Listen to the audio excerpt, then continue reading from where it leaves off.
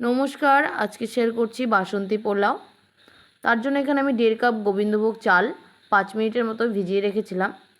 জল ঝরিয়ে ভালো করে ধুয়ে একটা বাটিতে নিয়ে নিয়েছি।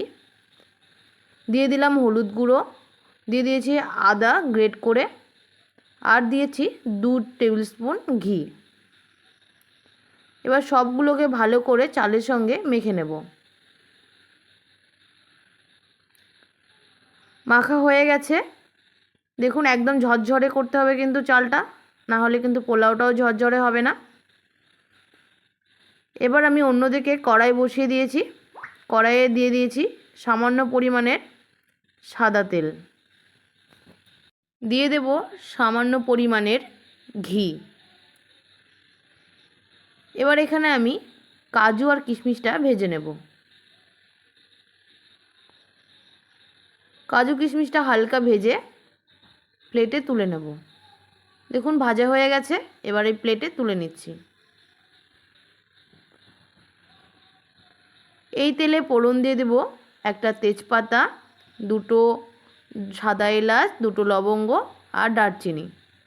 এবার পরিমাণটা তোমাদের দেখানোর জন্য চালটা কিন্তু আমি কাপের মধ্যে মেপে দেখিয়ে দিচ্ছি। দেখুন এখানে আমি 1.5 কাপ চাল দিয়েছি। এবার চালটাকে ভালো করে ভেজে নিতে হবে। মিনিট 4-5 চালটাকে ভেজে নেব, গ্যাসের একদম মিডিয়াম আছে বা কম আছে। চালটা প্রায় ভাজা হয়ে গেছে, একদম ঝরঝরে হয়ে গেছে। এবার আমি এই কাপেই মেপে জল দিয়ে দেব। একদম গরম জল দিয়েছি, যতটা চাল দিয়েছি তার ডবল জল দেব। মানে আমি এখানে 3 কাপ জল দিয়েছি, 1.5 কাপ চালে 3 কাপ জল দিয়ে গ্যাসের ফ্লেমটা কম রেখে ঢাকা দিয়ে দেব যতক্ষণ না জলটা শুকোবে। 7-8 মিনিট পর জলটা শুকিয়ে গেলে দিয়ে দেব ভেজে রাখা কাজু আর কিশমিশ, দিয়ে দেব স্বাদ মতো লবণ, দিয়ে দেব স্বাদ মতো চিনি। পোলাওটা যেহেতু মিষ্টি মিষ্টি হয় তাই চিনির পরিমাণটা একটু বেশি দিতে হবে, একদম বেশি দিলে মিষ্টি হলেও ভালো লাগবে না।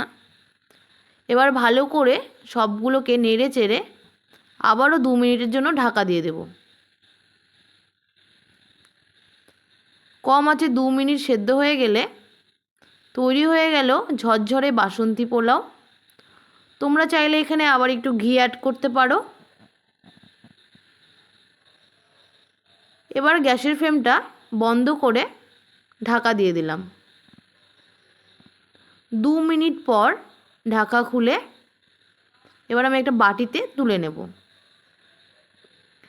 এভাবে পোলাও করলে একদম ঝরঝরে হবে, খেতেও কিন্তু খুব ভালো হয়। তো দেখুন আমার ঝরঝরে বাসন্তী পোলাও রেডি।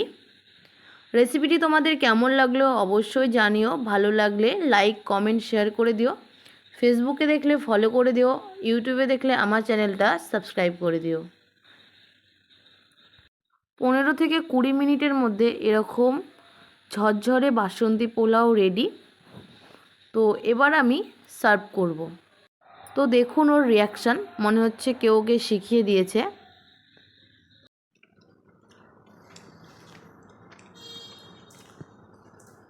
ভালো হয়েছে পোলাওটা, কম্বিনেশনটাও বেশ সুন্দর।